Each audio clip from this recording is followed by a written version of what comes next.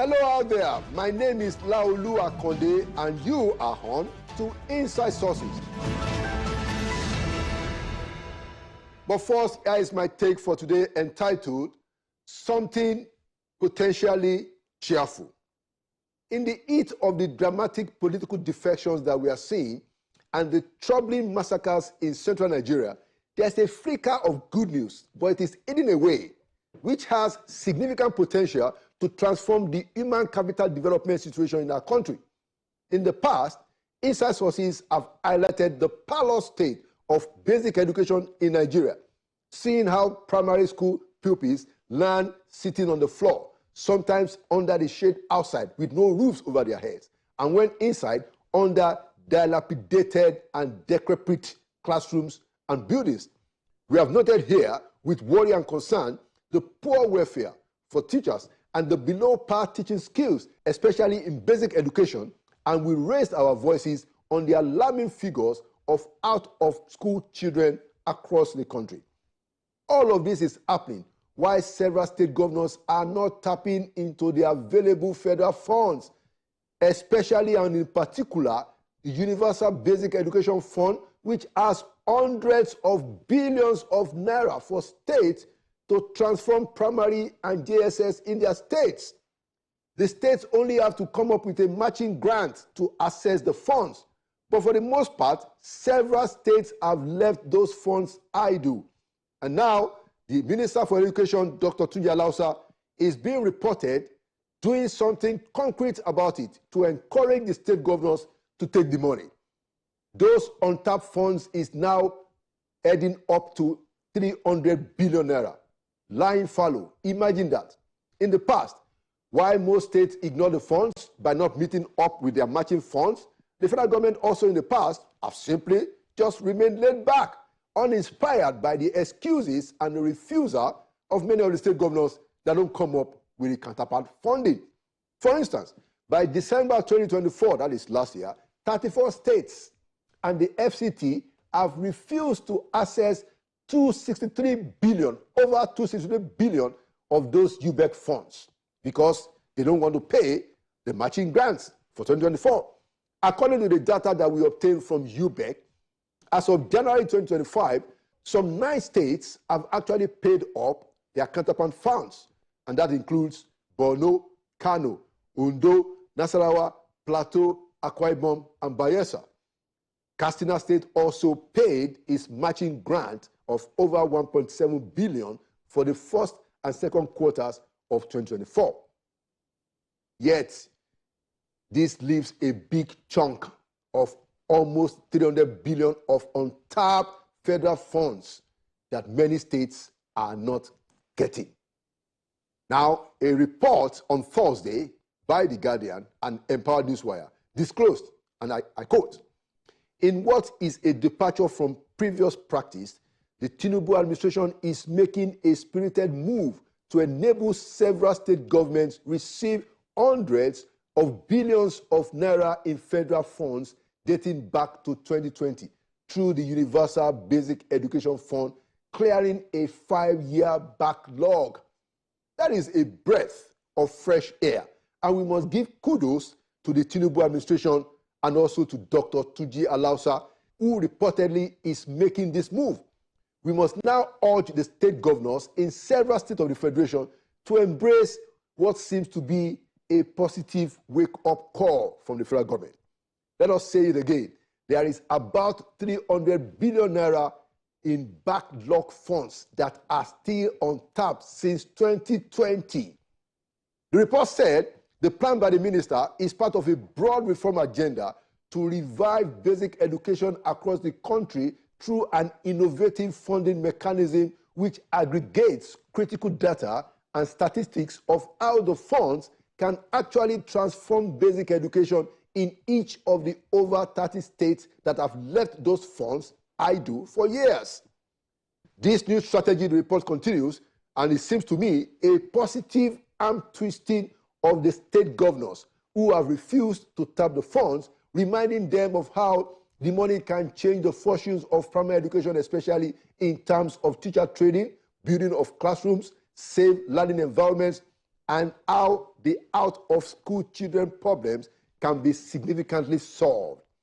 It is reported that in the letter to the governors, Dr. Alausa, according to the newspaper reports, gave specific, unique state information. For instance, a copy of such communication seen by Empowered Newswire addressed to the Ogun State governor, whose state is one of those who haven't accessed the funds since 2020, the minister said, and he wrote, and I quote, in the letter that was dated April 24, 2025, that specifically Ogun State has a total of 7 billion naira unassessed between 2020 and 2024 as UBE matching grants.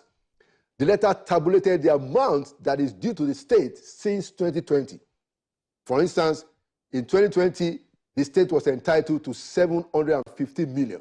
In 2021, the state was entitled to 946 million, over that. In 2022, 1.2 billion. In 2023, 1.3 billion. And in 2024, over 3 billion naira. To access the funds, the minister urged Governor Dapo Abiodun to please provide, and now I'm quoting, an equal amount of 7 billion naira, being the state counterpart fund in compliance with Section 11, subsection 2 of the UBE Act 2004 to enable the state access the funds, unquote. The minister, who wrote a similar letter to all the governors affected, then added the following.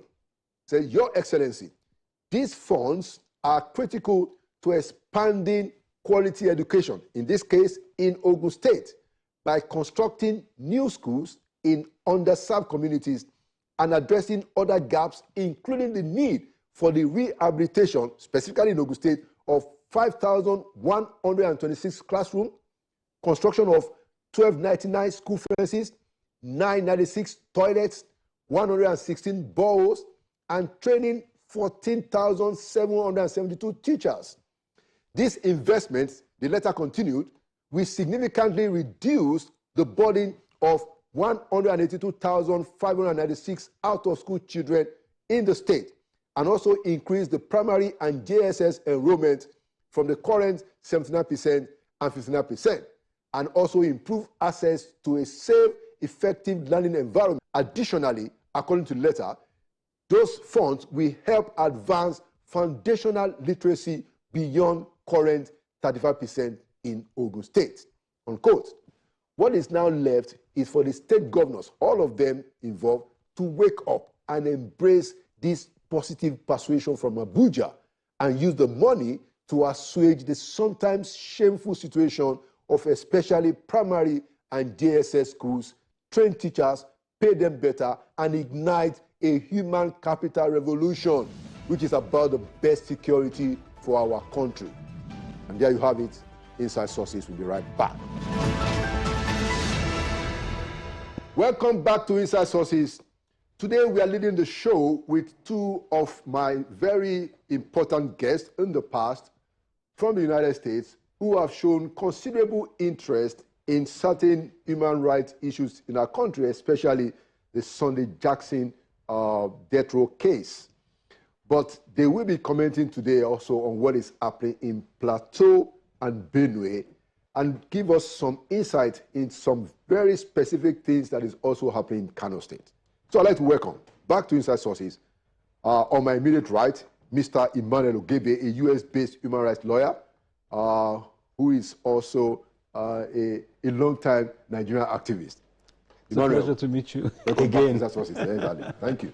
And with him, we have Pastor William Devlin, a U.S. pastor and human rights, international human rights advocate who has visited 19 countries, Nigeria being the 20th, pushing human rights advocacy. Yes, sir. Pastor Thank Devlin. you very much. Great to see you. God bless you. All right. So let's just start with you, Emmanuel. I know you are from Benue State, and in the last several weeks, the whole nation, and rightly so, has been gripped by the massacres and the killings, recurring, by the way, that has been happening in Plateau and Benue State. So I'd just like to open that conversation. What's your own take about this issue? Well, I want to extend my condolences to the families of all those who lost loved ones during these heinous genocidal attacks of the past few weeks. In a space of about 2 weeks, in Benue and Plateau alone, 250 people were killed. And this was more than the fatalities in Gaza and more than the fatalities in Ukraine, the two most prominent ongoing civil conflicts in the world. Yeah. So we had a situation where there were more deaths in peacetime Nigeria than there were in wartime Gaza and Ukraine. And that should be a concern to us all. Now, in Benue State, one of the things we found on our recent, our current mission was that the killings were happening in broad daylight. The young men had gone to the farm, so the elderly and the kids were the ones who were at home. And they came there and started hacking people from hut to hut, you know. Now, what was the saving grace in one of those communities was that an ambulance with siren was coming, bringing back a corpse.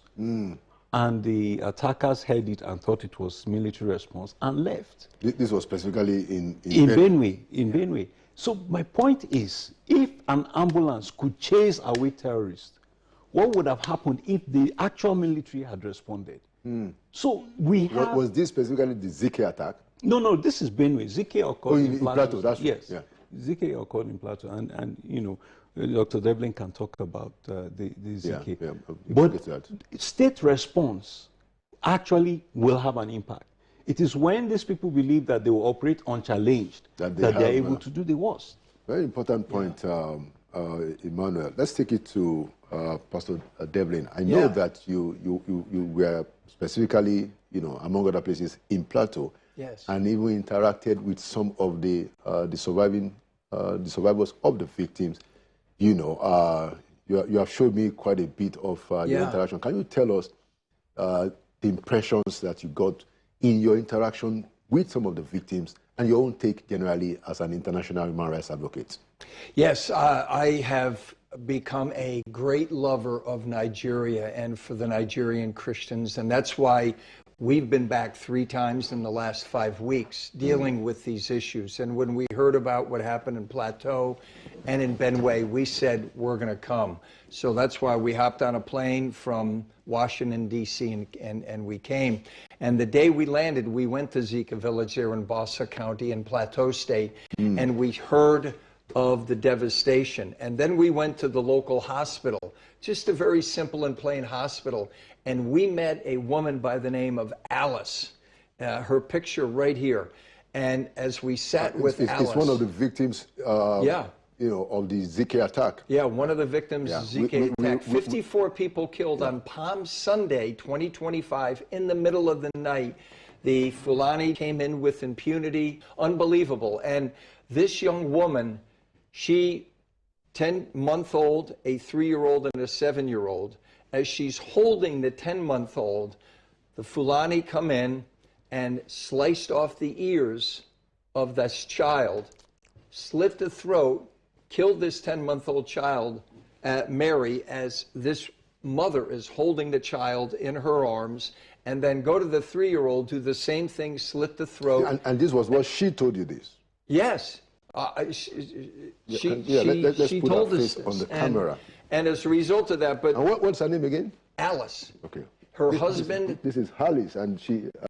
Pastor Devlin met Alice, you know, and I want the camera to capture this. Yeah, so after the Fulani jihadists killed her husband, mother-in-law, father-in-law, brother-in-law, her 10-month-old, and her 3-year-old, they then slashed her 7-year-old in the stomach, and then they came with the machete to split her skull open, and she went like that to protect herself, and they hacked off her right hand. So we met with her, we prayed with her, we attempted to console her. We're following her story, and we're hoping to now get a prosthesis for her right hand. This woman is a farmer. She's lost everything. How old is she? She's in her 30s. Yeah, 34 years old. She's lost everything. Yeah, and you can tell just by the look on her face, she's experiencing PTSD. Complicated PTSD. So we were there to console her, pray with her. We then met with the chief of the region, And the chief was also a victim because as the Fulanis came in the middle of the night, they were shouting in the chief's compound, "Where is he? Where is he?" The only thing that saved Chief Luca was going out the back door, and his life was saved. Other than that, he would have been hacked along with the other 54. So it's a very sad, genocidal situation there in Zika Village, Boston County Plateau State. And we're here to basically repair the wounds, emotional, spiritual, physical, and psychological, in the name of Jesus. Well, thank you for your humanitarian efforts and human rights. It's quite a bit of a problem. What we have done on Inside Sources in the last 2 weeks is to actually get the names of these victims, and their ages, read out their names, one after the other, what happened in Plateau, and then we follow what happened in Benue, and also try to bring some of the relatives also on the show to come and talk about who these people were, because it's important for us to keep an eye on the fact that these are human beings like us, and we can't allow ourselves to be desensitized to the fact that these are human beings. Now, there's quite a bit of controversy about who is behind it. The governor said that they are foreigners. So we want to be careful about identifying particular groups, just so we don't increase disaffection. Maybe not. We just leave it at that. But let's come to what is happening in Kano. Amanda, this case in Kano of the orphanage. Please tell us about it very quickly. Yes, so here's the thing. Right now, the United States government is evaluating whether to impose sanctions on Nigeria by designating Nigeria a country of particular concern for religious freedom violations. And while the case of non-state actors like Boko Haram is clear, the debate has always been whether the government persecutes as well. Unfortunately, there's this terrible case in Kano that seems to make very strongly the case for Nigeria to be designated for religious freedom violations. This is the case of the Dumesi 16.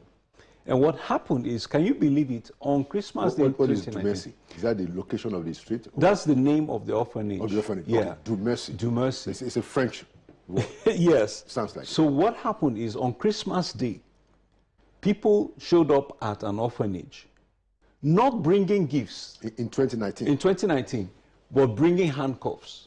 They came and handcuffed the professor who runs this orphanage. What's his name again? Professor Tafa. And they packed all the children and went and dumped them in a government-run orphanage. And what happened? They prosecuted the man for, they said he abducted the children. Yeah. Yes, they said he was running a fake...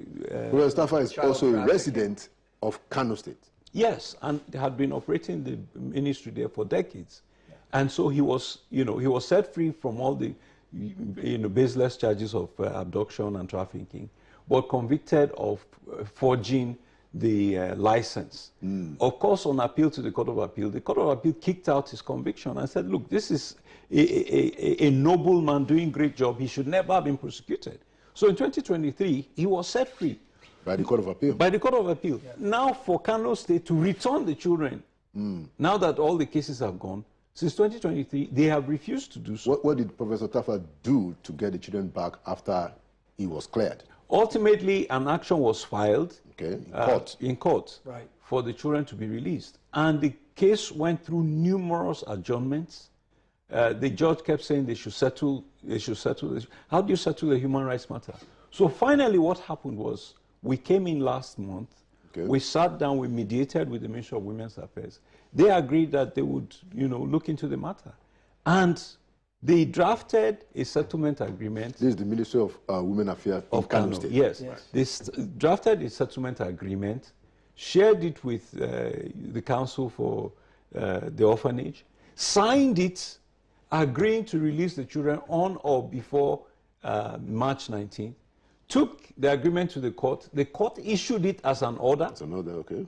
And when we arrived March 19th for the handover of the children, according to what the judge had ordered, at their request, they said... Or at least at their consent, their agreement. Yes. Yeah. They said they were the commissioner was busy and couldn't do it, and it was postponed indefinitely. We said, no, this is a court order.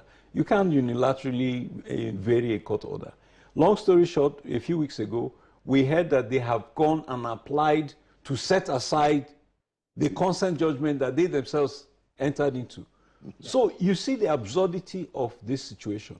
And I have said very clearly, Boko Haram has held the Chibok girls for 11 years. ISWAP has held Leah Sharibu for about 8 years or so. Now, Kano State government has held these children for 6 years. Yeah. If we say the military cannot rescue the Chibok girls or Leah Sharibu, how can we say we cannot rescue these children from a government? And this is one of the reasons why they are making Nigeria eligible for global sanctions. Yeah. Well, you know, so we want to open the access for their own side of the story, the Kano State government, you know, just so, you know, you have a right of reply if you choose to do that. Because I will imagine, Emmanuel and Devlin, that there's a bit of religious and cultural connotation, you know. Exactly. In this case. In fact, here's the fact of the matter. The children, when they were taking the orphanage, their names were changed to Muslim names. Yeah. And some of them were converted. So in the new motion filed by the government now in the case, they now said that the following children have converted to Islam, so they don't want to go back to the orphanage, to their Christian orphanage. But let me be clear, the night before the handover, we had received intel that the children were offered iPhones and iPads as bribes so that they would not go. Well, so what is the ages of the children? What are their ages? They range between 7 and 18. And it's about 18 of them altogether? 16 of them. Now. 16 and they range between 7 and 18. Yes. So well, legally the people that are 18 will probably be able to make up their own mind. Yes. But you're a lawyer. I don't know how we can ascribe the rights to young people, whether the state has a power role in it. They're minors. And then the fact that this was an orphanage, you know, if the orphanage was properly registered and they are taking them in, you know, adopted the children, we don't know. But what we know, at least before you comment, is that there's a court agreement that was entered to by the orphanage after the man got the Court of Appeal that freed him, you know, between him, that's Professor Tafa, and the Kano State government that said that the children should be given back to the orphanage. There is a court order. There is. You know, the legal team of the Commissioner of Women's Affairs. And that should be in my view, the guiding document. Yes, absolutely. You would think. Absolutely. So, you know, the continued stay of the children with these people right now is an illegality. At this point, it is now an official state abduction. So it's a very unfortunate situation for us to see because, you know, I can tell you now, if this issue is resolved, there is a likelihood that Nigeria will not face the sanctions, you see. But for so long as you have this kind of egregious disrespect for the rule of law, Kano is not just disrespecting the children's wishes, the orphanage and all, but the Nigerian judicial system. And we were there with the court order that day on March 19th. We waited almost 4 hours for the Commissioner of Women's Affairs, Kano State, to return. She finally returned 4 hours after we got there, waited patiently. She came. She was very upset, very angry. And as a result of that, she was arguing with the children. And then, as I was filming the interaction with my phone, she turned to me, the commissioner, and pointed at me and said, "You go to hell, you will never get these children." And then they started speaking in Hausa. I turned to... But you don't want the children. No, we don't. We were only there as observers to see the issue is for the orphanage that is based in Kano to have the children back, according to law. So when she was pointing to you that you won't have the children, but why did you say that? Well, I'm not taking the children. No, you see, the main point here is Kano is a state with over 10 million street children out of school, okay? So they have a crisis on their hands. instead of applying their resources to take care of that situation, they went and took children from a well-run Christian orphanage. And those children have now lost their ability to speak in English. Some of them can only communicate in Hausa. Because they've been taken away since 2019. Exactly. Up to now, Exactly. which is 6 years. Yes. You know, and some of them are actually... So they're turning these children into Almajiris in effect. Well, you know, we will follow this case. You know, again, it's something that is important for us to follow. But we have just 2 minutes more. Is there any development in the Jackson case? Yes, so I'm excited that we're now in the month of May. This might be the miracle month for Sunday Jackson.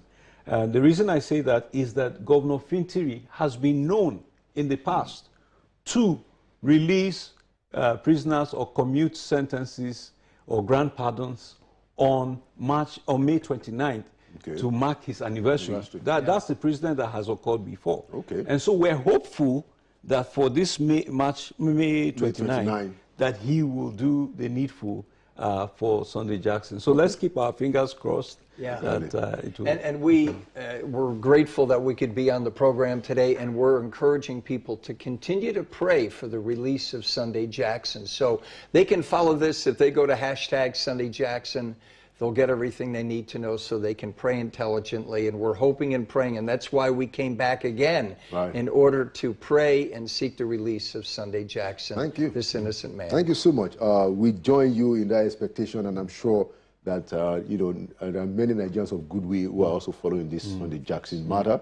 We must thank God for the decent judgment of Supreme Court Justice Ellen Ogunwumiju, you know, and her very categorical, her very categorical offer to Governor Fintiri to say that this is a proper case for clemency. So, Governor Fintiri, is going to be your anniversary, May 29. Do Nigeria a big good by doing what is right in the case of Jackson. Thank you so much, Emmanuel Ogebe and Reverend Devlin. Thank you, for coming to Inside Sources. And thank you for your work. Thank you. All right. Thank you. Inside Sources will be right back. Welcome back to Inside Sources. Today I want to have a frank discussion with a member of the House of Assembly in Benue State, Honorable Kennedy Angbo, who represents Otukpo Akpa constituency, about what is actually going on in Benue State. Last edition, we had a segment where we spoke with some of the relatives. Well, we decided to bring back Honorable Kennedy to give us a detail of how the communities are taking this and how is it that we are not having a lot of significant progress in terms of pursuit of justice in this case. So I'd like to welcome back to Inside Sources, Honorable Kennedy. Honorable, welcome back to Inside Sources. Thank you, Mr. Laolu. My pleasure being here with you physically today. Thank you. Thank you. Good afternoon, Nigeria. Exactly. Last week it was virtual. So I just wanted to start the conversation around the future of the people in Benue State who have been undergoing these attacks for quite, you know, a long time. How are they coping with this crisis? And then, do you see any progress? How do you assess the getting justice for the victims, you know, over the years? How has that been? Well, it's been a challenging thing and time for us in Benue State in the last few decades. We've not had it easy. But short of me having the right figures, I think close to 500,000 people have been killed in the last 2 decades or so as a result of used to be herders, farmers clashes. But that is a mild way of putting what's going on in Benue. It's never been about clash. When you say there's a clash, it means we are mutually fighting over something. But what's happening is far from that. What's happening is annexation. What's happening is people violating your rights, your social rights, your economic rights, your fundamental rights. And these people come into your territory. These are foreigners who come into your territory.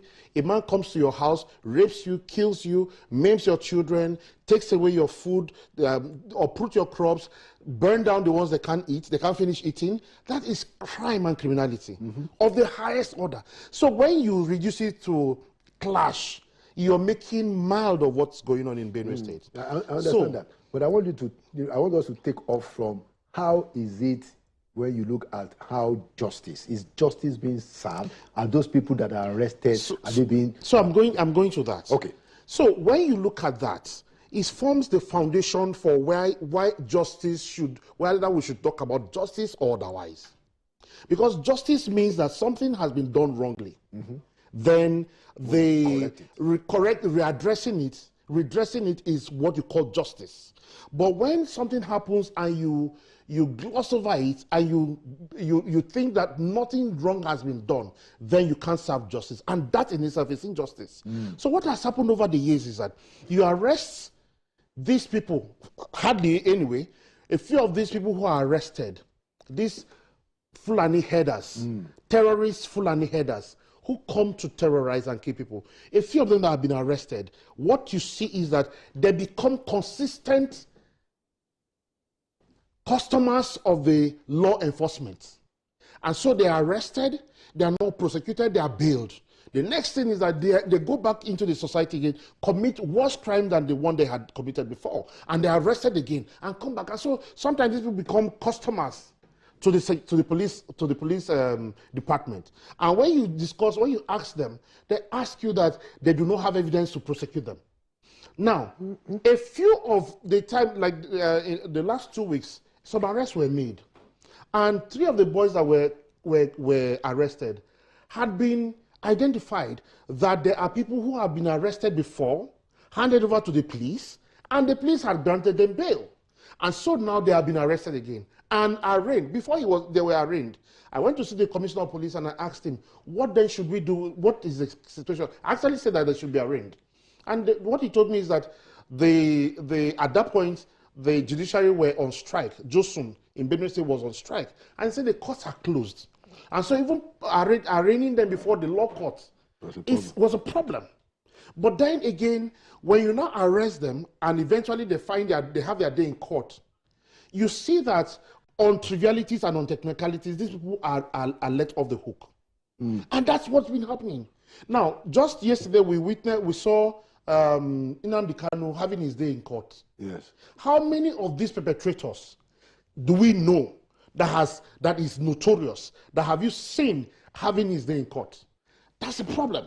And so there is a huge web of conspiracy around what's going on. And so it is difficult for us to address this issue when the legal system does not and is not ready to deal with the issue. And so we must agree that these people, first, we must brand them who they are. They are terrorists. And once we now tag them as terrorists, then we can arrest them, because anybody who carries arms, not just light weapons, they carry sophisticated weapons, much more than even the security agencies are having. And so you arrest such people and you do not call them terrorists. How then do you deal with them? Because even if you go to court, you must have a legal framework, a purpose for why they are going to be arraigned. Okay. But when you just say they are criminals, and then it becomes bailable offense. Yeah. Anyway, so Honorable, I want us to thank you so much for that. I want us to get a little bit deeper into that. What seems to be impunity. Now, if you are able to, I'd like you to describe, an instance, maybe just one instance of an attack that you have maybe enough information as a representative or that you are aware of, where the people, the suspects were arrested, and how maybe that at least that a particular case that you have followed or the community have followed to say that, look, on so date, these people were attacked, they were arrested, they were arraigned to court.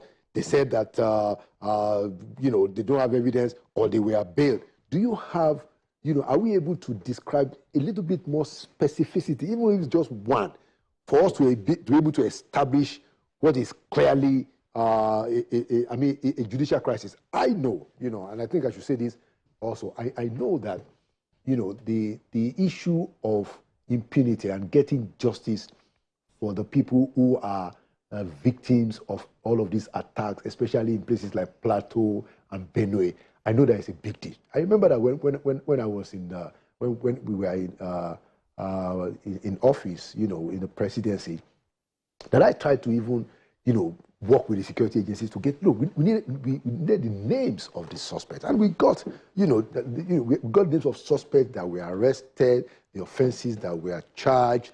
The police people gave it to us, but where we had a problem, if I remember very well, was that even the attorney generals of the states were not pushing the case enough. I remember that the vice president then had to have, call the attorney generals, to Abuja and have some kind of a meeting that, look, it's in your hands. So I understand that situation, but I wanted to know whether you can give us a bit more specificity, one or two cases that you have followed or that you are aware of that proves this point, that there's a crisis in terms of pursuing these people for justice. So for me, I would answer you straight what I know. I haven't been able to follow up anyone up to the point of the court, and this is the simple reason that when you arrest them, yes, before it even gets to the point of taking them to court, yes, they are released. That much I can tell you. So I have not even followed all the way to the court yet. So the first layer of it is that they are not even allowed to go to the court. But you have personally witnessed cases where people that were arrested were released. Oh yes. So sometime in February, my people got tired and decided to go and comb the bush. The Federal University of Science, Health Sciences in Akwete, which is in the local government, because there's construction work ongoing there. Right. For a period of time, work wasn't going on. And so for that reason, the contractors abandoned sites. But the people who came as laborers were still harbored there. And they resorted to kidnapping. So they kidnap, sometimes take ransom as little as 50,000, 100,000, 1 million, and all that. And so the people went to, hunters and vigilantes went to the bush and made arrests. I think about 20 people, and took them to the police. Now the police, I got involved and I told them to transfer this to Benue State, to the headquarters in Makurdi, for them to be prosecuted. And the rest, as they say, is history. That's one scenario. I also got a call in the wake of these happenings. I got a call about an emir from Niger State, who also, there are also evidence that some cattle rearer or header or a terrorist, as the case may be, was arrested by the community and taken to the police. And he got a call from the Mieti Allah. In fact, I was told that the Secretary General was the one who made the call. The second call that came from that body was the Secretary General and Secretary General of Mieti Allah, okay. Magban, asking the emir to release the guy that was kidnapped, that was apprehended. So what is the guy in the custody of the emir, or no? He was in the custody of the police. But he wanted the emir to influence. To influence it. So now, which emir of what state? Is no, I'm not going to give you that. But in Benue State. No, this was in Niger State. Oh, so Niger State. Okay. Now, when the emir said this is a criminal case, and the guy needs to go to court, and every day he's in court. Right. Then the second call came from the Secretary General, like I mentioned. And when the emir insisted for the second time that this guy has to go to court, yes, the next call he got was from the DPO. And the DPO told him, Emir, I am sorry to tell you that I got an order from above that this boy should be released. And he is only calling to inform him that the boy has been released. Well, this was in Niger State. This was in Niger State. So you see that. So are you saying that is also the pattern in Benue? It's the pattern in Benue. Is a pattern almost all over the place. And then let me also take this a bit deeper. Where was this? Can you just give us the frame? I didn't ask him for the date, but it's something that has happened not too long ago. Okay. Benue State shares border with Nasarawa State. Majority of the people who come in from to attack us, yes, are people who take their safe haven, or they come from Nasarawa State, either from local or from Awe. Awe is one place that has harbored these criminals, and they have boundary with us in Benue State. And so what they do is that they come, attack, and retreat. Come, attack, and retreat. And Otom, the former governor, mentioned this the last time he was in office. And he had a running battle with the then governor also because of this. Yeah. So you see that also, beside this, is that there are safe spaces and safe havens for them among the contiguous states that are sympathetic to their causes. And we must draw the attention that these people who provide them this cover must also be brought into account. They must give account why these people are taking refuge in their place. They must give account where they're getting their ammunition from. These sophisticated ammunition, where are they getting? Who is funding them?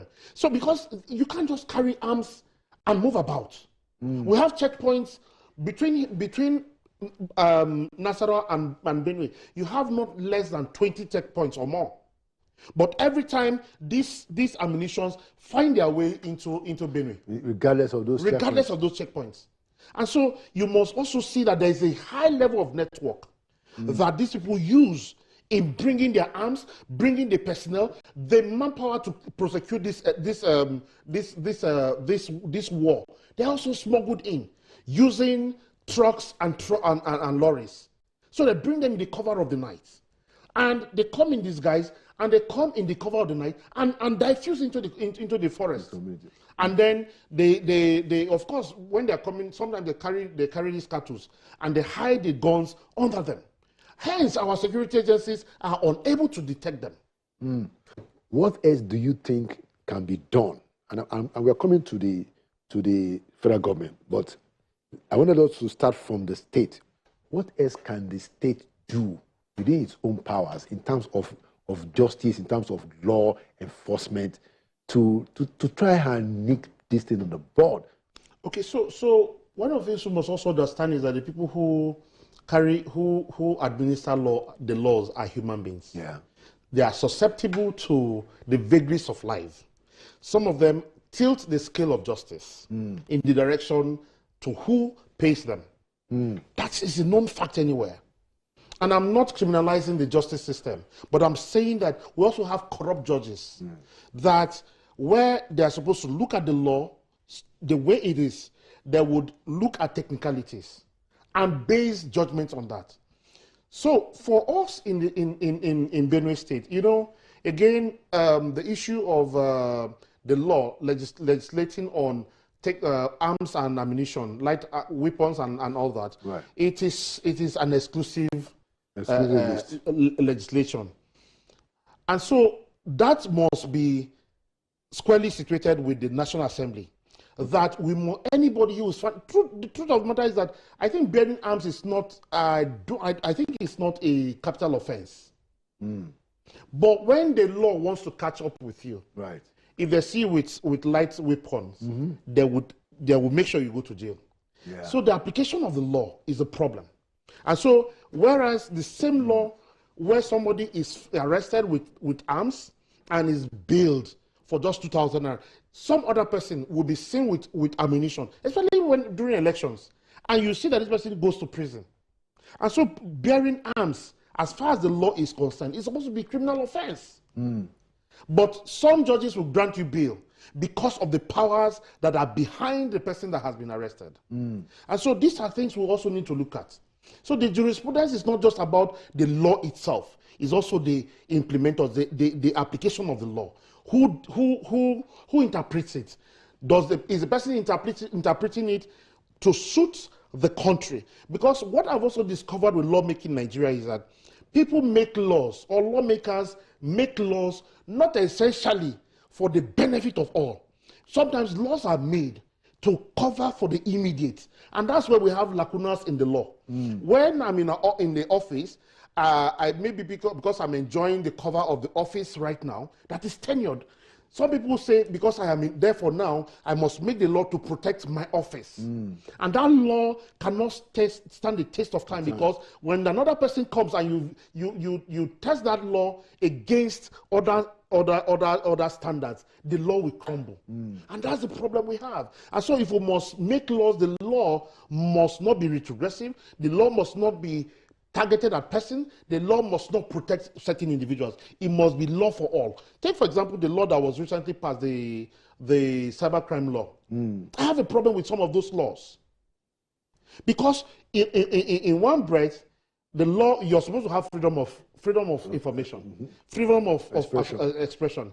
And on the other hand, you're curtailing that law. You know what the problem is now? Right. It means that tomorrow, if Laolu is found to run against the state, they can invoke the one that the state will use to punish you. If it's in the interest of the state, they will go with the one that suits the state. Yes, I understand. And that's a problem. Yeah. So I mean, to the question of collusion and the implication for the people, General T.Y. Danjuma has been quite very vocal over the years. You know, I remember even when President Buhari was in office, he did say this, and I think even recently, about a few weeks ago, he said it again, that people have to defend themselves. So you represent the people of Benue State in the House of Assembly. Are the people in your constituency, are they, you know, are they buying this idea of defending themselves, or what is the way out in your, what are you hearing from your people? Right now, the people are agitating for self-protection, self-defense. But you know, the truth of the matter is that until they get clearance from the security agencies, the DSS, the police, and maybe a few other agencies, they cannot defend themselves against the aggression of these expansionists. Because they can't carry AK-47. They can't carry AK-49. They can't carry RPG. They can't carry these things that these people come with. For now. Because the law does not permit them to do so. However, even if you want to arm your people, as advocated by General T.Y. Danjuma, and also the DG of the DG of DSS, of SSS, you can't do that unless, even if you go and procure, I think the one that the license is double barrett. Right. How many double barrett is like this, and it comes out and then you reload again? These guys come with you. And one round is 30 rounds. And then they come with double magazines sometimes. Sometimes they even carry a machine that has revolving ammunitions that will spray up to 200 ammunitions at the same time. This is looking like a militia. It is a militia. So let's get down to that. It is nothing short of militia. And it is a militia arm of the expansionists. And, you know, the idea is this. There has been threats against the Fulanis from other neighboring countries. Somalia, Mali, Guinea, and all of that, where you find a large number of Fulanis. And because there has been, even Ghana, our neighbor here, even in Ghana, you can't openly graze cows. So because of this stifling of, well, because these people are used to their fluidity. So they are looking for a safe space. And so Nigeria, over time, having leaders that have looked the other way, in order for them to come in, seeing them as their kith and kings, they have allowed unregistered elements to come into Nigeria, which is what my governor was talking about, that they are not Nigerians, that they are foreigners.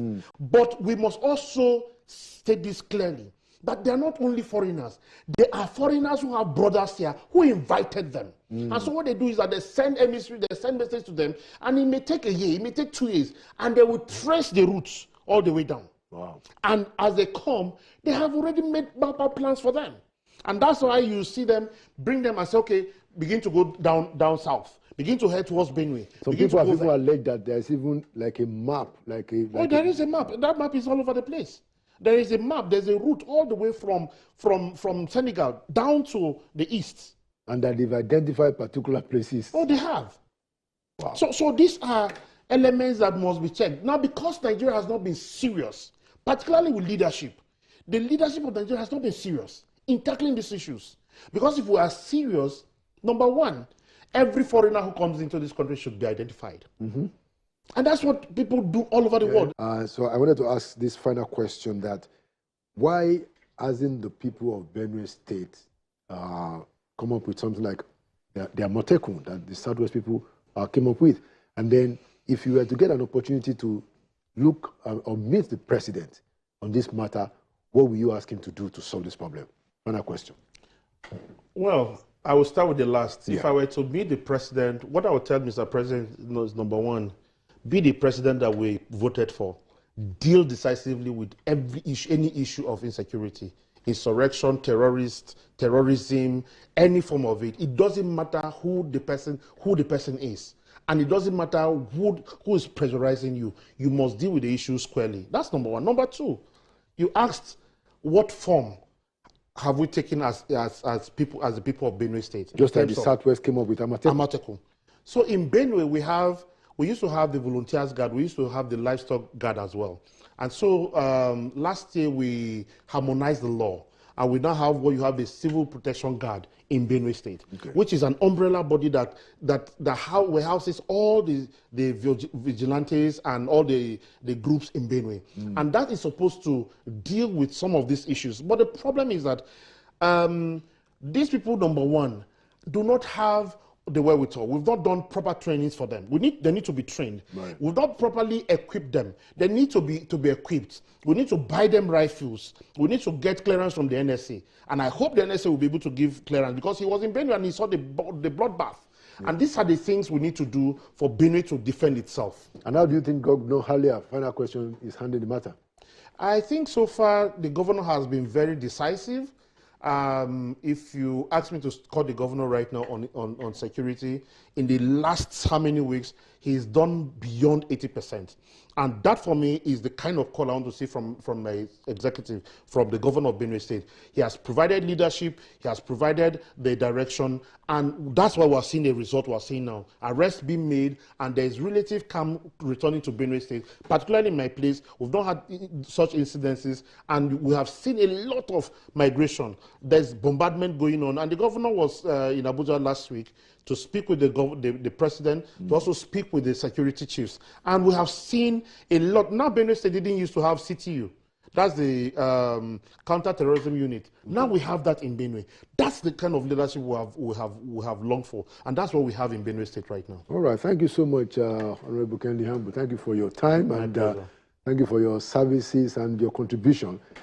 This is an issue that we are going to stick with because it's been on for a long time. And, you know, I agree with you that this is something that President can really sort out. Yeah, last word. So, final word. If we want to deal with the issue, particularly in Zone C, what is Zone C? Zone C is the police. Zone C is the Benue has 3 zones, senatorial zones. Oh, okay. So you have zones A and B and C. All right. Zones A, B are the chief areas. Zone C is the Doma area, comprising 9 local governments out of 23. Okay. Now there is also a growing. And you are from that zone. I'm from Zone C. That's Otukpo, Opoko, Apagatu, Malado, Oju, Obi, and Ogbadibu. Right. Now, we also have, as a challenge, the insecurity challenge we're having right now is heightened by the man called the Ardo of the Fulanis that is in charge of Zone C. That man has assumed a mystical figure. Mystical, not mythical. Okay, mystical. Okay. And he has told and challenged our chiefs that they can go to any length, that there's nothing they can do because he has his connection to the higher mighty. He has challenged the Ado, yes. Challenge them specifically how? That this attack that is going on will be sustained. And until they give up certain, yes. Did he say that publicly? Well, he said that. Even the security agencies can allude to that. On the record. It's on record. And he's not been arrested. Oh, no, he's not been arrested. And we're calling that the Ardo must be arrested. He must be brought for questioning. But where did he say this publicly? He said that to the Ochotukpo. He told that to the Ochotukpo. Ochotukpo is also a traditional ruler. He is the traditional ruler of the Otukpo, which I represent. And the Ardo is like the head of the local people of his natives in the entire Zone C, the entire Doma land. So it also means that even the people that were arrested, they said for them to come into Otukpo, they needed clearance from the Ardo. To come to even these people committing this crime. So you mean that for them to come and attack, the Ardo had to... He knows. But you know, okay, so wouldn't that be putting the Ardo on the spot? Did the Ardo own up? I am challenging that the Ardo be brought up. Did the Ardo own up to say that he brought them? He didn't own up, but he had told the Ochotukpo that this attack would be sustained because, see, so I'm mentioning names. I understand, so and I want us to get it very clear. So when you said the Ardo told the Udoma, the Ochotukpo, was it at a public event, or is it the Ochotukpo that reported it? So they had security meetings. You know how chiefs to chiefs will meet to resolve issues. Right. And he told them that asking us to leave, we will not leave. That's the Ardo. Yes. So in the meeting of the chiefs. Yes, he said they will not leave, that there's nothing they can do. And even recently, there was a viral video that in Plateau State, where one of the, I don't know whether he's also an Ardo there, where the Fulani man was saying that the land, the Mangu land belongs to all of them, that they cannot ask them to leave, that if they must leave, then nobody will have heritage there. And these things are on the record. They are on record. Okay. And nobody. What has the security agencies done about that? Okay, all right. It's a very good place to put it, and we are saying that this forum is also open for the Ardo to come and state his own particular viewpoints, about this allegation that has been tabled. Thank you so much, Honorable Kennedy, for coming to Inside Sources. Thank you for your zeal for your people and your public interest. Thank you for coming to Inside Sources. Thank you. Another edition of Inside Sources, like we always say, Nigeria will prevail. It means Nigeria will win because we won't give up. We continue to talk about important issues, and hopefully we will get a break one day. Thank you for watching. My name is Laolu, and by the grace of God, I'll see you at the next edition.